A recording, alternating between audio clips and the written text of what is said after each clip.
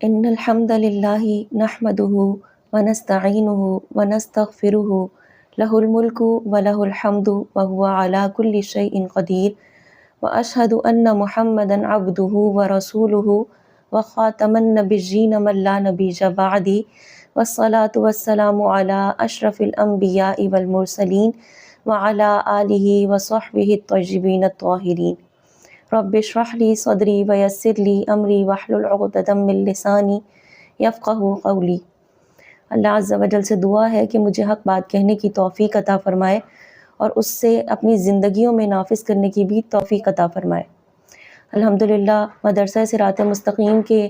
سائے تلے گزشتہ 12 سالوں سے خلاصہ قرآن کا سلسلہ جاری و ساری ہے، جو کہ آف لائن کیا جاتا تھا۔ اس سال اسے آن لائن لے کر آنے کی کوشش کی گئی ہے تاکہ اللہ تبارک و تعالیٰ کے اذن سے کثیر خواتین اس سے فائدہ اٹھا سکیں جو گھر میں رہ کر مدرسے میں تشریف نہیں لا پاتی۔ لہٰذا اللہ تعالیٰ اسے قبول فرمائے، ان کاوشوں کو قبول فرمائے اور ہمیں اسی طریقے سے دین حق دوسروں تک پہنچانے کی توفیق عطا فرمائے۔ الحمدللہ دوسرا عشرہ ہمارے درمیان داخل ہو چکا ہے اور آج 11ویں پارے کا خلاصہ بیان کرنے کی سعادت حاصل ہوگی۔ تو 11ویں پارے کے آغاز میں اللہ تبارک و تعالیٰ نے اپنے محبوب کریم صلی اللہ تعالیٰ علیہ وآلہ وسلم کو ایک غیب کی خبر ان تک پہنچائی کہ جب نبی علیہ الصلاۃ والسلام غزوہ تبوک کے لیے تشریف لے گئے تو کئی لوگ آپ کے ساتھ اس جہاد میں نہ شامل ہوئے۔ تو ان میں 2 گروہ تھے۔ اولاً اللہ تبارک و تعالیٰ نے منافقین کا ذکر فرمایا کہ اے محبوب کریم جب آپ واپس جائیں گے تو کچھ لوگ آپ کے پاس آ کر جھوٹے آزار پیش کریں گے، قسمیں کھائیں گے اور کہیں گے کہ ہم اس سبب سے نہیں آ سکے یا فلاں وجہ تھی کہ ہم نہیں آ سکے، یہ منافق ہیں، یہ جھوٹے ہیں، آپ ان کی باتوں کی طرف دھیان نہ دیجیے گا کیونکہ ان کا ٹھکانہ تو ازلی اور ابدی طور پر جہنم لکھا جا چکا ہے۔ تو اللہ تبارک و تعالیٰ نے منافقین کی طرف نبی علیہ الصلوۃ والسلام کی توجہ دلائی کہ یہ لوگ جھوٹے آزار پیش کریں گے، یعنی ان کے آزار بھی جھوٹے ہوں گے، ان کی قسمیں بھی جھوٹی ہوں گی۔ تو اے محبوب کریم صلی اللہ علیہ وسلم آپ ان کی باتوں کا اعتبار نہ کیجیے گا۔ اور پھر دوسرا گروہ جو مسلمانوں کا گروہ تھا، جو اپنی سستی کی وجہ سے پیچھے رہ گئے اور غزوہ تبوک میں نہ شامل ہو سکے۔ حضرت عبداللہ ابن عباس رضی اللہ تعالی عنہما سے روایت ہے، آپ فرماتے ہیں کہ یہ جو مسلمان پیچھے رہ گئے تھے ان میں تقریباً 10 صحابہ کرام علیہم الرضوان شامل تھے۔ تو اللہ تبارک و تعالیٰ نے ان کا بھی ذکر فرمایا۔ یہ جو 10 صحابہ کرام علیہم الرضوان ان میں شامل تھے، جن میں سے 7 تو ایسے تھے جن کو اپنی غلطی اور کوتاہی کا فوراً احساس ہو گیا اور انہوں نے اپنی غلطی کے پیش نظر اپنے آپ کو مدینہ منورہ کے ستونوں سے باندھ لیا اور کہا کہ جب تک نبی علیہ الصلوۃ والسلام اور اللہ تبارک و تعالیٰ ہمیں نہیں معاف فرما دے گا ہم تب تک اسی حالت میں رہیں گے، نہ کھائیں گے نہ پئیں گے اور اسی حالت میں ستونوں سے بندھے رہیں گے۔ جب نبی علیہ الصلوۃ والسلام وہاں آئے اور آ کر ماجرا دریافت کیا کہ اس طرح سے کیوں بندھے ہوئے ہیں اور بتایا گیا کہ غزوہ تبوک میں شامل نہ ہونے کی وجہ سے اپنی سستی اور کاہلی کی طرف اعتراف ہے اور اسی وجہ سے اپنے آپ کو باندھ رکھا ہے، تو نبی علیہ الصلوۃ والسلام نے ارشاد فرمایا کہ اب جب تک اللہ ان کا فیصلہ نہیں فرما دیتا میں انہیں نہیں کھولوں گا، جس پر اللہ تبارک و تعالیٰ نے سورہ توبہ کی آیت نمبر 103 نازل فرمائی اور اللہ تعالیٰ نے فرمایا کہ اور کچھ لوگ وہ ہیں جنہوں نے اپنی کوتاہیوں کا اعتراف کر لیا ہے، انہوں نے ملے جلے عمل کیے ہیں، کچھ نیک کام اور کچھ برے کام، امید ہے اللہ ان کی توبہ قبول کر لے گا، یقیناً اللہ تبارک و تعالیٰ بہت بخشنے والا بڑا مہربان ہے۔ اور یوں اللہ تبارک و تعالیٰ نے جب ان کے لیے توبہ کی آیت نازل فرما دی تو نبی علیہ الصلوۃ والسلام نے انہیں کھول دیا اور یہ تقریباً 7 افراد تھے۔ اس کے بعد آیت نمبر 103 میں اللہ تبارک و تعالیٰ نے صدقہ دینے والے 2 گروہوں کا، 2 جماعتوں کا ذکر کیا، یعنی تھیں دونوں جماعتیں مسلمان ہی، لیکن ایک وہ لوگ تھے جو صدقے کو تاوان سمجھا کرتے تھے، اپنی جان پر گراں گزرتا تھا انہیں اللہ تبارک و تعالیٰ کی راہ میں صدقہ دینا، اور یہ ہر وقت یہ دعا کرتے تھے کہ بس مسلمانوں کے اوپر کوئی مصیبت اور پریشانی آ جائے اور انہیں صدقہ وغیرہ دینا بہت مشکل اور برا لگتا تھا۔ جبکہ دوسرا جو گروہ تھا وہ گروہ تھا جو اللہ تبارک و تعالیٰ کی راہ میں صدقہ دینا اللہ تعالیٰ کی رضا اور خوشنودی اور نبی علیہ الصلوۃ والسلام کی دعاؤں کا سبب سمجھتے تھے، گناہوں سے کفارہ سمجھتے تھے اور خوش دلی سے صدقات ادا فرماتے تھے۔ تو اللہ تبارک و تعالیٰ نے فرمایا کہ یہ صدقہ انسان کو گناہوں اور برے اخلاق سے پاک ہونے میں مدد دیتا ہے۔ اور دوسری بات یہ کہ صدقے سے انسان کی نیکیوں میں برکت اور ترقی ہوتی ہے۔ اور ایک اور غور طلب بات کہ اللہ تبارک و تعالیٰ اور نبی علیہ الصلوۃ والسلام کی دعاؤں کا ثمرہ، یعنی ایک تو یہ کہ دعائیں ملنا، اور وہ بھی نبی علیہ الصلوۃ والسلام سے، تو یہ مسلمانوں کا طرز عمل رہا ہے۔ لہٰذا جب بھی صدقہ دیں تو انہی دو چیزوں کو پیش نظر رکھ کر دیں کہ ایک تو اللہ تبارک و تعالیٰ کی خوشنودی حاصل ہو، اور دوسرا یہ کہ نبی علیہ الصلوۃ والسلام پھر ہمارے لیے دعا، چاہے وہ دعائے مغفرت ہو یا دعائے رضائے الہی ہو، وہ نبی علیہ الصلوۃ والسلام فرمائیں گے۔ لیکن غور طلب بات یہ ہے کہ جب ہمیں کہیں پر صدقہ دینا ہوتا ہے اور جو ہمارا طرز عمل ہے وہ بھی پہلے گروہ کی مثل ہوتا جا رہا ہے، ہماری جیب میں جو سب سے گندا مڑا توڑا نوٹ ہوتا ہے وہ ہم اللہ کی راہ میں صدقے کے طور پر دیتے ہیں، یعنی اچھی چیز ہم اللہ کی راہ میں نہیں دیتے، جو چیز ہماری خراب ہو چکی ہوتی ہے یا پھر بے دلی سے جو مڑا ہوا نوٹ ہوگا گندا سا، وہ ہم اٹھا کے اللہ کی راہ میں دے دیں گے۔ جبکہ صدقات دینے کے لیے ہمیں اللہ تبارک و تعالیٰ کی راہ میں اپنی بہتر سے بہترین چیز پیش کرنی چاہیے، کیونکہ روایات کے مطابق نبی علیہ الصلوۃ والسلام کی کئی احادیث مبارکہ ان چیزوں کے اوپر دال ہے کہ جو چیز ہم آگے بھیج دیتے ہیں اصل میں وہی ہمارے پاس باقی بچتا ہے، اور جو ہم اپنی ذات کے لیے استعمال کرتے ہیں وہ تو خرچ ہو جاتا ہے۔ لہٰذا خوش دلی سے اللہ تعالیٰ کے لیے صدقات دیں، اللہ تعالیٰ کی راہ میں صدقات دیں، اور بالخصوص ایسی جگہ پر دیں جہاں پر جو نیکیوں کا میٹر ہے وہ ہمیشہ کے لیے چلتا رہے، یعنی صدقائے جاریہ۔ اس کے آگے آیت نمبر 107 میں اللہ تبارک و تعالیٰ نے منافقین کی ایک اور سازش کی طرف نبی علیہ الصلوۃ والسلام کو متوجہ فرمایا۔ منافقین نے مسلمانوں کے درمیان تفرقہ ڈالنے کی ایک کوشش کی اور مسجد درار تعمیر کی۔ اس مسجد کو تعمیر کرنے کے بعد انہوں نے نبی علیہ الصلوۃ والسلام سے کہا کہ آ کر ہماری مسجد میں نماز پڑھا دیں، یعنی ایک طریقے سے افتتاح کر دیں، اور پھر اگر حضور علیہ الصلوۃ والسلام وہاں پر نماز ادا فرما لیں گے تو ڈیفینیٹلی وہ ایک ان کے لیے دلیل بن جائے گی، ان کے لیے تو ایک ایسی سند ہو جائے گی کہ یہاں تو ہمارے نبی علیہ الصلوۃ والسلام نے نماز ادا فرمائی ہے۔ لہٰذا انہوں نے مسجد درار قائم کی اور ان کا ارادہ مسلمانوں کے درمیان تفریق ڈالنا تھا۔ اور جب انہوں نے یہ کہا کہ آ کر ہماری مسجد میں نماز پڑھا دے تو حضور علیہ الصلوۃ والسلام نے کہا کہ غزوے سے واپس آ کر دیکھیں گے، یعنی غزوہ تبوک پہ جانے کا موقع تھا تو آپ غزوے میں تشریف لے گئے۔ جب آپ واپس دوبارہ تشریف لائے تو یہ دوبارہ نبی علیہ الصلوۃ والسلام کے پاس حاضر ہوئے اور کہنے لگے کہ آ کر ہماری مسجد کا افتتاح کر دیں۔ تو نبی علیہ الصلوۃ والسلام نے حضرت علی رضی اللہ تعالیٰ عنہ کے ساتھ دیگر صحابہ کرام علیہم رضوان کو اس مسجد کے افتتاح کے لیے بھیجا۔ کچھ پس منظر یوں ہے کہ ابو عمر نامی شخص تھا، یہ راہب ہو گیا تھا اور مکے میں جا کے مقیم ہو گیا تھا۔ یہ وہاں کے جو مشرکین مکہ تھے انہیں بھی بار بار ورغلاتا کہ کس طریقے سے مسلمانوں کو نقصان پہنچایا جا سکتا ہے، اور مسلمانوں کے خلاف یہ ہر وقت سازشیں کرتا رہتا تھا۔ اس نے ایک دن مدینہ کے منافقین کو یہ خط لکھا، منافقین کو یہ کہا کہ اگر تم مدینہ کے مسلمانوں کو توڑنا چاہتے ہو تو گھر بیٹھ کر نہیں توڑ سکتے، تم ایک کام کرو کہ مسجد تعمیر کرو اور گھر سے نکلو۔ اور ان کے درمیان جب اس طریقے سے تفرقہ ڈلے گا، ظاہر سی بات ہے دو مساجد آگے آگے، کیونکہ ایک جانب مسجد قباء تھی اور انہوں نے مسجد قباء کے بالکل برابر اور سامنے ہی مسجد درار کی تعمیر کر لی تھی، جسے مسجد زرار بھی کہا جاتا ہے۔ تو ان کا اصل میں ایک موٹو یہ تھا کہ مسلمان تفریق شدہ ہو جائیں گے، مسجد قباء جائیں یا مسجد درار میں جائیں، اور دوسرا یہ کہ دیگر کئی طرح کی سازشیں ان کے پیش نظر تھی۔ تو ابو عمر نے کہا کہ اگر تم مسلمانوں کو توڑنا چاہتے ہو تو ایک تو مسجد تعمیر کرو، یعنی گھر میں رہ کر تم ان کے خلاف ان کی جڑیں نہیں کاٹ سکتے، تو مسجد تعمیر کرو، اور دوسرا یہ کہ مسلمانوں کے خود کے نبی علیہ الصلوۃ والسلام کو مسجد میں بلا کر نماز پڑھوا دو۔ تو یوں یہ مسجد تعمیر ہوئی تھی۔ اور جب حضور علیہ الصلوۃ والسلام نے غزوہ تبوک کے واپسی پر جب ان کو افتتاح کے لیے بلایا گیا تو حضرت علی رضی اللہ تعالیٰ عنہ سمیت دیگر صحابہ کرام علیہم رضوان کو اس مسجد کے افتتاح کے لیے بھیجا۔ ان صحابہ کرام علیہم رضوان نے سب سے پہلے تو اس مسجد کو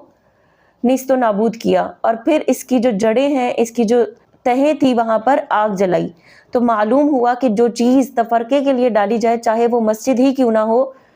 وہ اللہ تبارک و تعالیٰ کی بارگاہ میں عمل مقبول نہیں ہوتا، اور آگ جلا دی گئی اس جگہ پر، اس کی بنیادوں میں، تو یہ واضح کرتا ہے کہ وہ پہلے ہی ایسی جگہ تھی جہاں پر مسلمانوں کے لیے آگ کا سامان تھا۔ لہٰذا ایک غور طلب بات یہاں پر یہ ہے کہ اگر آپ نے کوئی کام اللہ تبارک و تعالیٰ کے خوشنودی والا ہی کیا ہو لیکن آپ کی نیت میں کھوٹ ہو تو وہ اللہ تبارک و تعالیٰ کی راہ میں کبھی بھی قبول نہیں ہوتا۔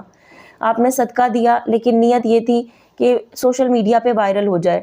قابل قبول نہیں۔ آپ نے نماز پڑھی، نیت یہ تھی کہ لوگ آپ کو نمازی کہیں، تو اللہ تعالیٰ کو ایسی نمازوں کی حاجت نہیں۔ مساجد کی تعمیر کروائی تاکہ لوگ آپ کو یہ کہیں کہ یہ بہت مسجدیں تعمیر کرتا ہے، اللہ کے گھروں کی تعمیر کرتا ہے، قابل قبول نہیں۔ یا پھر مسلمانوں کے اندر انتشار پیدا کرنے کی صورتوں میں نیک عمل کیا گیا ہو تب بھی وہ نیک عمل قابل قبول نہیں، کیونکہ انما الاعمال بالنیات، اعمال کا دار و مدار نیتوں پر ہے، لہٰذا آپ کی جو نیت ہوگی اسی کے مطابق۔ اس کے برعکس اگر انسان کی نیت یہ ہو کہ مجھے اللہ تبارک و تعالیٰ کی خوشنودی اور رضا حاصل کرنی ہے لیکن کرنے کے لیے پیسہ یا کچھ بھی نہیں ہے اور وہ بس خوش دلی سے اللہ کی راہ میں جتنی اس کی استطاعت ہے فقط اتنا دیتا ہے، تب اللہ تعالیٰ کی راہ میں یہ قابل قبول ہے۔ لہٰذا کبھی بھی کوئی نیک عمل کرنے جائیں تو اپنی نیتوں کو ضرور ٹٹول لیں کہ ہماری نیتوں میں کوئی فساد تو نہیں یا ہماری نیتوں میں کوئی کھوٹ تو نہیں۔ تو یوں اللہ تبارک و تعالیٰ نے اس مسجد کا اس قرآن مجید کی آیت میں ذکر فرمایا۔ یہاں پر ایک اور بات کہ آج یہ بھی دیکھا گیا ہے کہ ایک جگہ پر مساجد تعمیر ہوتی ہیں، اسی کے برابر میں دیگر مساجد کی تعمیر کا سلسلہ شروع کر دیا جاتا ہے۔ یہ مسلمانوں کے اندر تفریق ہے کہ مسلمان یہ سوچنے پر مجبور ہو جائیں گے ہم یہاں پر جماعت کے ساتھ نماز پڑھیں یا دوسری مسجد میں، اور پھر ایک مسجد سے جماعت کو خالی کرنا یہ بھی غلط کام ہے۔ لہٰذا ایسی تمام تعمیر کرنے والے لوگوں کو سوچنا چاہیے کہ کہیں وہ مسجد زرار کی صورت تو نہیں، اور اللہ تبارک و تعالیٰ کو یہ صورت پسند نہیں ہے۔ لہٰذا قریب قریب میں مساجد تعمیر کرنا اور ایک جگہ سے دوسری جگہ پہ جماعت کے لوگوں کو بلا لینا کہ وہاں کو اس مسجد کو ویران کر دو، اس مسجد میں آ جاؤ، یہ تمام گناہ کے کام ہے۔ لہٰذا مسلمانوں کو اس چیز کے بارے میں غور کرنا چاہیے۔ اور پھر اس کے برعکس اللہ تبارک و تعالیٰ نے مسجد قباء کی تعریف فرمائی۔ مسجد قباء وہ مسجد تھی جو باقاعدہ طور پر اسلام کی پہلی مسجد بنی اور نبی علیہ الصلوۃ والسلام نے اس کی تعمیر خود فرمائی، اور اللہ تبارک و تعالیٰ نے اپنے محبوب کریم صلی اللہ علیہ وسلم سے فرمایا کہ اے محبوب کریم، جب آپ واپس جائیں گے تو آپ مسجد قباء میں ہی نماز ادا فرمائیے گا، کہ وہ ایسی جگہ ہے جہاں پر تقوی والے اور صاف ستھرے رہنے والے مسلمان نماز ادا کرتے ہیں۔ تو اس سے یہ بھی پتہ چلا کہ اللہ تبارک و تعالیٰ کو تقوی، پرہیزگاری اور صاف ستھرا رہنا مسلمان کا پسند ہے، اور یہ بھی پتہ چلا کہ مسجد قباء کی تعمیر جن لوگوں نے فرمائی وہ اللہ تبارک و تعالیٰ کے نزدیک تقوی و پرہیزگاری والے لوگ تھے، اور اللہ تبارک و تعالیٰ نے اپنے محبوب صلی اللہ تعالیٰ علیہ وسلم کو اسی مسجد میں جا کر نماز ادا فرمانے کا حکم دیا۔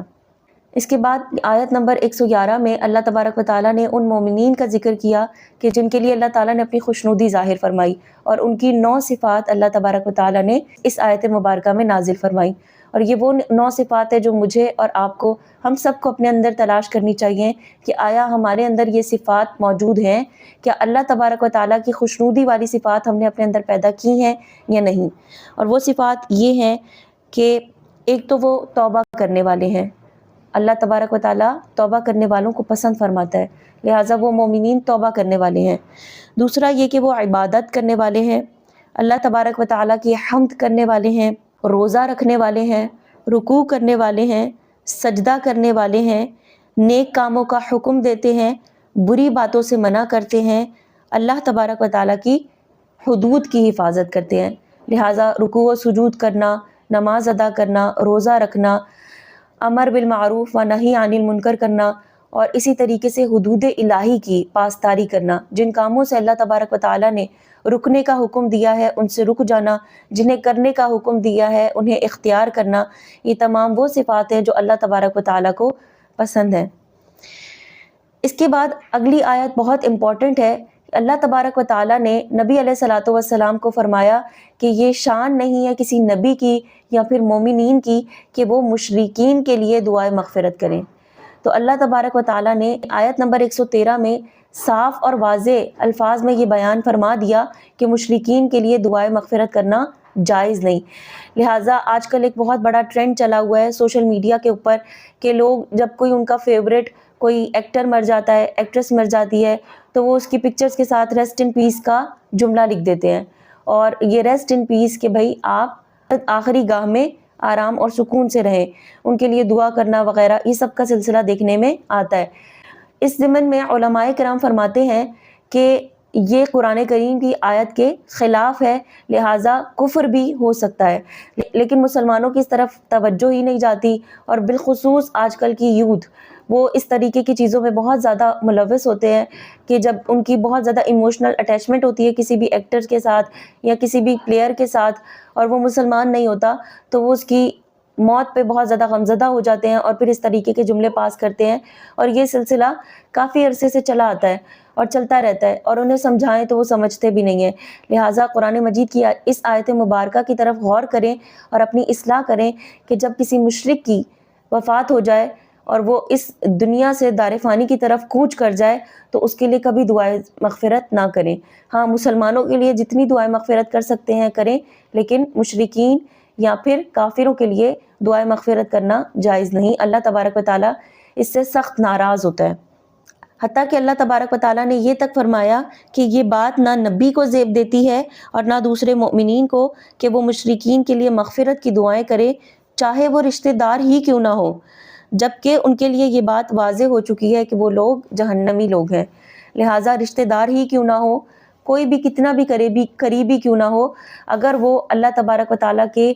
وحدانیت کا اقرار کرتے ہوئے اس دنیا سے کوچ نہیں کیا، حضور علیہ الصلوۃ والسلام کو آخری نبی نہیں مانتا، تو ایسا شخص جہنمی ہے اور ایسے شخص کے لیے دعائے مغفرت کرنا منع ہے۔ اس کے بعد غزوہ تبوک میں جانے والے وہ جو 10 مسلمان تھے، جن میں سے 7 نے تو اپنے آپ کو فوراً نبی علیہ الصلوۃ والسلام کے سامنے پیش کر دیا کہ ہم سے خطا ہو گئی، ہم سے غلطی ہو گئی، اور اپنی توبہ کے لیے اللہ تبارک و تعالیٰ کے حضور پیش ہو گئے۔ مگر جو باقی کے 3 صحابہ کرام علیہم الرضوان تھے، جن میں حضرت بلال بن امیہ، حضرت کعب بن مالک اور حضرت مرارہ بن ربیع رضی اللہ تعالیٰ عنہم شامل تھے، یہ اس وقت یہ تینوں صحابہ کرام علیہم الرضوان پیش نہ ہوئے، تو اللہ تبارک و تعالیٰ نے ان کی توبہ کا معاملہ بھی وقت بھی مؤخر فرما دیا۔ انہوں نے توبہ کرنے میں اتنی جلدی نہیں کی جتنی ان 7 صحابہ کرام علیہم الرضوان نے کی، لہٰذا جب ان تینوں نے اپنے جرم کا اعتراف کیا اور اپنی غلطی کو تسلیم کیا تو ابھی ان کی توبہ کا معاملہ سامنے نہیں آیا، حتیٰ کہ روایات میں آتا ہے کہ 50 دن تک نبی علیہ الصلوۃ والسلام نے، دیگر صحابہ کرام علیہم الرضوان نے، اور یہاں تک بھی روایات میں ملتا ہے کہ حضرت کعب بن مالک کی اہلیہ، ان کے گھر والے، کوئی بھی ان سے ہم کلام نہیں ہوتا تھا، یعنی اتنا سخت معاملہ پیش آیا کہ جب تک اللہ تبارک و تعالیٰ کی جانب سے ان کی توبہ کا معاملہ نہیں ہو جاتا تب تک مسلمان ان سے ہم کلام بھی نہیں ہوں گے۔ تو اللہ تبارک و تعالیٰ نے بھی ان کی توبہ کے معاملے کو مؤخر رکھا اور پھر 50 دن تک ان کا فیصلہ نہیں فرمایا، اور مسلمانوں کو حکم ہوا کہ ان سے قطع تعلق ہی کی جائے، یعنی بات چیت اور سلام دعا ان سے نہ کیا جائے۔ لیکن یہ تینوں صحابہ کرام علیہم الرضوان چونکہ مخلص صحابہ تھے، سچے ایمان کے پیروکار تھے، یہ اپنی اس توبہ کے اوپر ڈٹے رہے، ثابت قدم رہے، اور سختی کے اس دور کو آرام اور سکون سے برداشت کیا۔ یہاں تک کہ ان 3 صحابہ کرام علیہم الرضوان کو کفار بہکانے کے لیے بھی آئے کہ دیکھو تمہارے نبی نے تمہیں چھوڑ دیا، تمہارے گھر والے تم سے ہم کلام نہیں ہوتے وغیرہ ذالک، لیکن انہوں نے اپنے آپ کو ثابت قدمی کے ساتھ اس دین کے اوپر جمائے رکھا اور ان کی باتوں پر دھیان نہ دیا، اور پھر 50 دن کے بعد اللہ تبارک و تعالیٰ نے ان کی توبہ کو قبول فرما لیا، اور پھر یہ وحی نازل فرمائی جو کہ آیت نمبر 117 اور 118 ہے۔ اللہ تبارک و تعالیٰ نے فرمایا کہ جب سے تمہیں تمہاری ماں نے پیدا کیا ہے اس وقت سے آج سے زیادہ مبارک دن تم پر نہیں آیا، رضی اللہ تعالی عنہم و ارضاہ، اور یوں ان 3 صحابہ کرام علیہم الرضوان کی بھی توبہ کا معاملہ پیش آیا۔ اس کے بعد اللہ تبارک و تعالیٰ نے اہل ایمان کو 4 باتوں کی تاکید فرمائی۔ اول یہ کہ تقویٰ کو لازم پکڑ لو، اہل نفاق سے دور رہو، رزق کی تنگی کے وقت اپنے اوپر اللہ کے رسول کو ترجیح دو،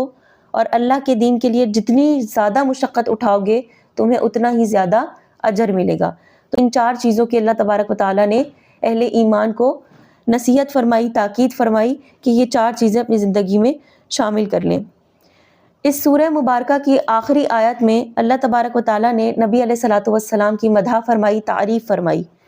اور اللہ تعالیٰ نے نبی علیہ الصلوۃ والسلام کے لیے اپنے اسماء حسنہ میں سے 2 نام منتخب فرمائے، رؤوف اور رحیم، اور اللہ تبارک و تعالیٰ نے فرمایا کہ اس بات میں کوئی شک نہیں کہ آپ صلی اللہ تعالیٰ علیہ وسلم اپنی امت کے لیے بے حد شفیق اور مہربان تھے، ہیں اور ہمیشہ رہیں گے۔ حضرت عبداللہ ابن عباس رضی اللہ تعالیٰ عنہما فرماتے ہیں کہ اللہ تعالیٰ نے اپنے یہ دو نام کسی کے لیے بھی ایک ساتھ جمع نہیں فرمائے سوائے نبی علیہ الصلوۃ والسلام کے لیے، لہٰذا نبی علیہ الصلوۃ والسلام اپنی امت کے لیے رؤوف اور رحیم ہیں۔ وہ اپنی امت کا ذرا سا بھی غم برداشت نہیں کرتے اور فوراً اللہ کی بارگاہ میں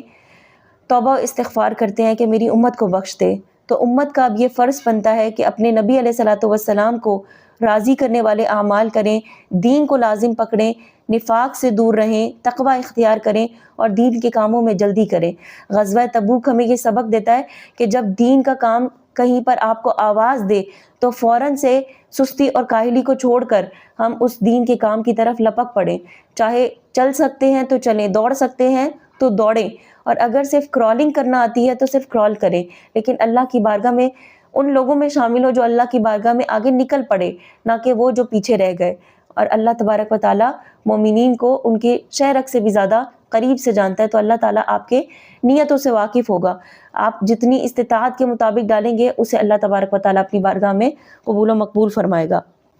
اللہ تعالیٰ سے دعا ہے کہ اس میں جو غلطی کوتاہی ہو گئی ہو اسے اپنے حبیب کریم صلی اللہ علیہ وسلم کے وسیلے سے معاف فرما کر اپنی بارگاہ میں قبول و مقبول فرمائے اور اسے ہمارے لیے آخرت میں نجات کا ذریعہ بنائے۔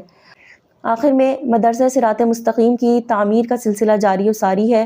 اس میں آپ سے بھی یہ التماس ہے کہ جتنی آپ کی استطاعت ہو ہماری مدد کریں تاکہ مدرسہ جلد سے جلد تعمیر ہو سکے اور مدرسے میں تمام امور سر انجام دیے جا سکیں۔ یہ آپ کے لیے بھی صدقہ جاریہ ہے کہ جب تک بچے اور بچیاں وہاں پر اللہ تبارک و تعالیٰ اور اس کے رسول صلی اللہ علیہ وسلم کے احکامات کو سنیں گے،